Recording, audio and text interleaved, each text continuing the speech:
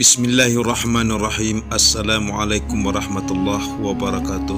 Selamat datang di MyFal Channel. Pada saat ini kita akan membahas tentang perjalanan dakwah Nabi Yunus yang dimakan oleh ikan nun.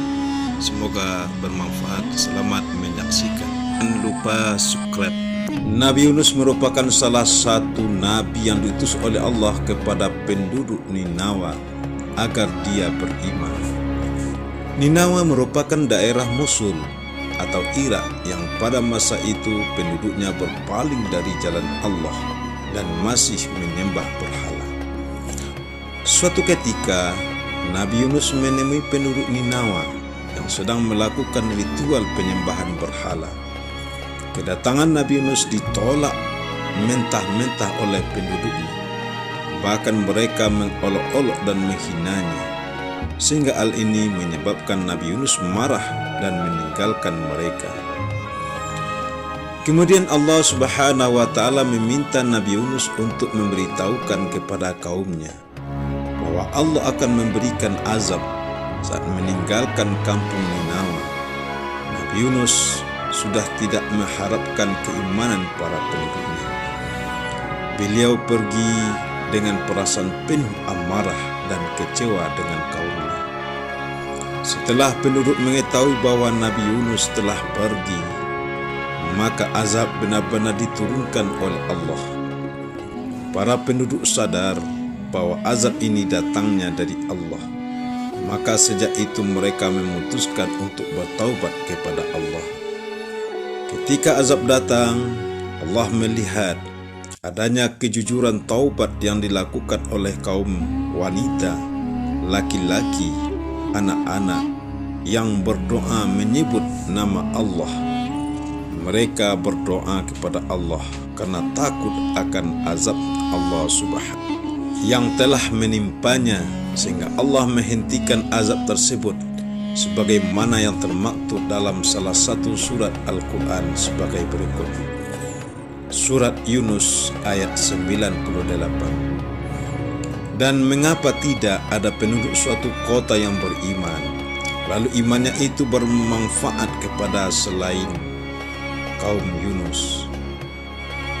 Ketika mereka kaum Yunus itu beriman, kami hilangkan dari mereka azab yang menghinakan dalam kehidupan dunia, dan kami beri kesenangan kepada mereka sampai waktu yang tertentu. Melihat peristiwa azab yang menimpa penduduk Ninawa, Nabi Yunus tetap meninggalkan kampung tersebut. Padahal Allah belum mengizinkan beliau untuk pergi meninggalkan para kaumnya. Namun Nabi Yunus sudah terlanjur marah kepada kaumnya. Setelah itu Nabi Yunus pergi ke tepi laut dan menaiki sebuah kapal.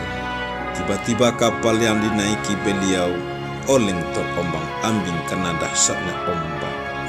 Untuk mengatasi kapal yang oleng ini, para penumpang memutuskan untuk mengurangi barang-barang bawaan dan melemparkannya ke laut.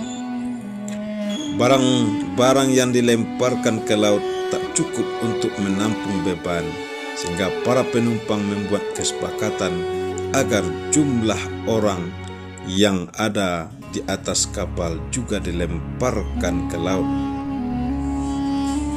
Sehingga para penumpang membuat kesepakatan agar jumlah orang yang penumpang juga dikurangi dan salah satu harus dilemparkan dirinya ke laut.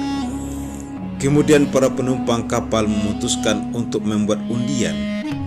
Hal ini disepakati bahwa siapa saja yang keluar namanya maka harus bersedia melemparkan diri ke laut. Setelah dilakukan undian, maka Nabi Yunus yang keluar namanya. Para penumpang tak enak hatinya apabila harus melihat Nabi Yunus yang harus melemparkan diri ke laut. Akhirnya mereka mengundi lagi, tetapi nama Nabi Yunus keluar lagi hingga sampai 3 kali berturut-turut. Dengan perasaan pasrah, Nabi Yunus akhirnya melemparkan tubuhnya ke laut. Setelah tubuhnya tenggelam, ke dalam laut, Allah telah mengirimkan ikan nun dan mengilhamkan kepada ikan tersebut agar menelan Nabi Yunus tanpa merobek dan melukainya. Akhirnya ikan nun tersebut benar-benar menelan Nabi Yunus tanpa merobek dagingnya dan mematahkan tulangnya. Saat berada di dalam perut ikan, Nabi Yunus hanya melihat kegelapan dan tidak ada makanan yang dapat dikonsumsi. Nabi Yunus akhirnya menyadari bahwa hal ini merupakan hasil dari tidak sabarnya dalam menghadapi kaumnya, sehingga beliau berdoa dan memohon ampun kepada Allah. Hal ini sebagaimana yang tertuang dalam salah satu surat. Dan ingatlah Zunnun atau Yunus ketika ia pergi dalam keadaan marah, lalu ia menyangka bahwa kami tidak akan mempersempitnya atau menyulitkannya.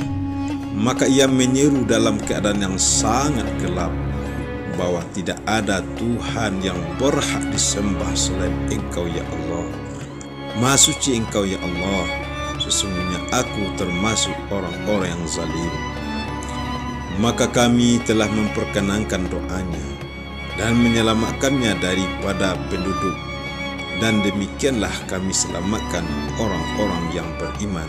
Surah Al-Anbiya ayat 87 dan 88.